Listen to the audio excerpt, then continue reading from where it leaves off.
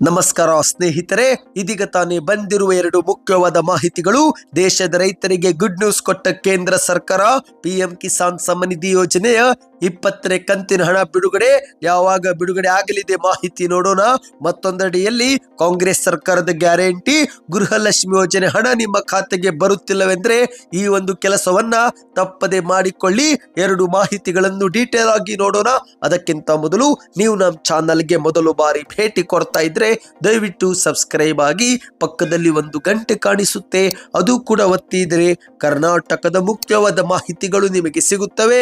ವಿಡಿಯೋಗೆ ನೀವು ಲೈಕ್ ಮಾಡಿ ಮತ್ತು ವಿಡಿಯೋ ಪೂರ್ತಿಯಾಗಿ ನೋಡಿ. ಈಗ ಮೊದಲಿಗೆ ಕೇಂದ್ರ ಸರ್ಕಾರದಿಂದ ದೇಶದ ರೈತರಿಗೆ ಗುಡ್ ನ್ಯೂಸ್ ಬಂದಿದೆ.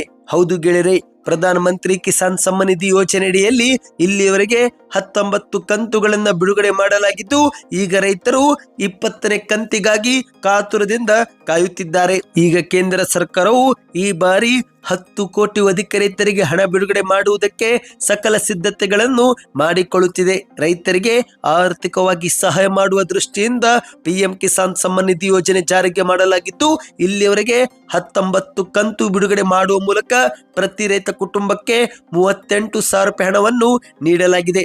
ಹೌದು, ಪ್ರತಿ ಕಂತಿನಲ್ಲಿ 2,000 ರೂಪಾಯಿ ಅಂದ್ರೆ 19 ಕಂತಿನಲ್ಲಿ ಅದು 38,000 ರೂಪಾಯಿ ಆಗುತ್ತೆ. ಇದೀಗ 20ನೇ ಕಂತು ಕೂಡ ಜಮೆ ಮಾಡುವ ಮೂಲಕ ಪ್ರತಿ ರೈತ ಕುಟುಂಬಕ್ಕೆ 40,000 ರೂಪಾಯಿ ನೀಡಿದಂತಾಗುತ್ತೆ. ಆದ್ರೆ ಸ್ನೇಹಿತರೆ, ಈ ಬಾರಿ ಕೇಂದ್ರದ ಸರ್ಕಾರವು ರೈತರಿಗೆ ಮೊದಲೇ ಸೂಚನೆ ಕೊಟ್ಟಿದೆ. ಹೌದು, ಪಿಎಂ ಕಿಸಾನ್ ಸಮ್ಮಾನ್ ವೆಬ್ಸೈಟ್ ನಲ್ಲಿ ಯಾವ ರೈತರಿಗೆ ಹಣ ಜಮಾ ಮಾಡಲಾಗುತ್ತೆ ಎನ್ನುವ ಮಾಹಿತಿಯನ್ನು ಕೊಡಲಾಗಿದೆ. ಯಾರೆಲ್ಲ ರೈತರು ಈ KYC ಪ್ರಕ್ರಿಯೆ ಪೂರ್ತಿ ಮಾಡಿಕೊಂಡಿರುತ್ತಾರೋ ಮತ್ತು ಯಾವ ರೈತರು ಕೃಷಿ ಯೋಗ್ಯ ಭೂಮಿ ಹೊಂದಿರುತ್ತಾರೋ ಅಂತಹ ರೈತರ ದಾಖಲೆ ಅನುಸಾರವಾಗಿ ಹಣ ಜಮೆ ಮಾಡಲಾಗುತ್ತೆ ಎಂದು ಕೇಂದ್ರದ ಸರ್ಕಾರದ ಪಿಎಂ ಕಿಸಾನ್ ಸಮ್ಮಾನ್ ನಿಧಿ ಪೋರ್ಟಲ್ ನಲ್ಲಿ ಮಾಹಿತಿ ಕೊಡಲಾಗಿದೆ. ಮತ್ತೊಂದು ಮುಖ್ಯವಾದ ಮಾಹಿತಿ ಏನೆಂದ್ರೆ, ರೈತ ಮತ್ತು ರೈತನ ಮಗ ಇಬ್ಬರು ಕೂಡ ಕೃಷಿ ಮಾಡುತ್ತಿದ್ರು, ಒಬ್ಬರು ಮಾತ್ರ ಪ್ರಯೋಜನ ಪಡೆದುಕೊಳ್ಳಬೇಕು ಎಂದು ಹೇಳಲಾಗಿದೆ. ಕೃಷಿ ಭೂಮಿ ಯಾರ ಹೆಸರಲ್ಲಿ ನೋಂದಾಯಿಸಲಾಗಿರುತ್ತೋ ಆ ಸದಸ್ಯರಿಗೆ ಮಾತ್ರ 2,000 ರೂಪಾಯಿ ಈ ಬಾರಿ ಜಮೆ ಆಗುತ್ತೆ ಎಂದು ಹೇಳಲಾಗಿದೆ. ಮಾಹಿತಿಯ ಪ್ರಕಾರ ಪ್ರತಿ ರೈತರು ಈ KYC ಪ್ರಕ್ರಿಯೆಯನ್ನು ಪೂರ್ತಿ ಮಾಡಿಕೊಳ್ಳಬೇಕು. ಹೌದು ಸ್ನೇಹಿತರೆ, ಬ್ಯಾಂಕ್ ಖಾತೆಗೆ ಮೊಬೈಲ್ ಸಂಖ್ಯೆ ಲಿಂಕ್ ಆಗಿರಬೇಕು ಮತ್ತು ಕಿಸಾನ್ ಸಮ್ಮಾನ್ ಪೋರ್ಟಲ್ ನಲ್ಲಿ ಈ KYC ಪ್ರಕ್ರಿಯೆ ಪೂರ್ತಿಗೊಂಡಿರಬೇಕು ಮತ್ತು ಮೊಬೈಲ್ ಸಂಖ್ಯೆ ಸಕ್ರಿಯವಾಗಿರಬೇಕು. ಅಂತಹ ರೈತರಿಗೆ 2,000 ರೂಪಾಯಿ ಜೂನ್ ತಿಂಗಳ ಕೊನೆ ವಾರದಲ್ಲಿ ಜಮೆ ಆಗುವ ಸಾಧ್ಯತೆ ಇದೆ. ಇನ್ನು ಮತ್ತೊಂದೆಡೆಯಲ್ಲಿ ಕಾಂಗ್ರೆಸ್ ಸರ್ಕಾರದ ಗೃಹಲಕ್ಷ್ಮಿ ಯೋಜನೆ ಹಣ ಬಾರದೇ ಇರುವ ಮಹಿಳೆಯರಿಗೆ ಒಂದು ಮುಖ್ಯವಾದ ಮಾಹಿತಿ ಬಂದಿದೆ.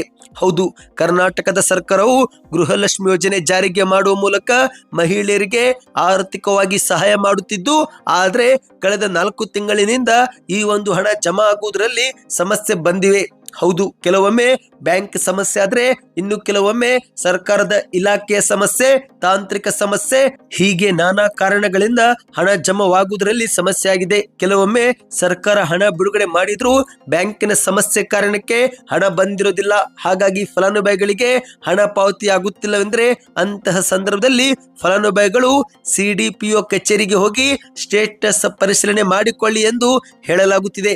ಹೌದು ಗೆಳೆಯರೆ, ನೀವು ಕೂಡ ಗೃಹಲಕ್ಷ್ಮಿ ಯೋಜನೆಗೆ ಅರ್ಜಿ ಸಲ್ಲಿಕೆ ಮಾಡಿದ್ರೂ ಕೂಡ ಹಣ ಪಡೆದುಕೊಳ್ಳುತ್ತಿಲ್ಲವೆಂದ್ರೆ ಹತ್ತಿರದ CDPO ಕಚೇರಿಗೆ ಹೋಗಿ ಸ್ಟೇಟಸ್ ಪರಿಶೀಲಿಸಿಕೊಳ್ಳಿ. ಒಂದು ವೇಳೆ NPCI ಫೇಲ್ಯೂರ್ ಅಥವಾ ಈ KYC ಫೇಲ್ಯೂರ್ ಎಂದು ಏನಾದರೂ ತೋರಿಸುತ್ತಿದ್ರೆ ಆಗ ಫಲಾನುಭವಿಗಳು ರೇಷನ್ ಕಾರ್ಡ್, ಆಧಾರ್ ಕಾರ್ಡ್ ಮತ್ತು ಆಧಾರ್ ಕಾರ್ಡ್ಗೆ ಲಿಂಕ್ ಆಗಿರುವ ಮೊಬೈಲ್ ಸಂಖ್ಯೆಯೊಂದಿಗೆ ಮಹಿಳಾ ಮತ್ತು ಮಕ್ಕಳ ಕಲ್ಯಾಣ ಇಲಾಖೆಗೆ ಭೇಟಿ ಕೊಟ್ಟು ಅರ್ಜಿಯನ್ನು ಸಲ್ಲಿಕೆ ಮಾಡಿ ಸರಿಪಡಿಸಿಕೊಳ್ಳಬಹುದು ಎಂದು ಹೇಳಲಾಗಿದೆ. ಸದ್ಯಕ್ಕಿಷ್ಟೇ ಇತ್ತು ಸ್ನೇಹಿತರೆ.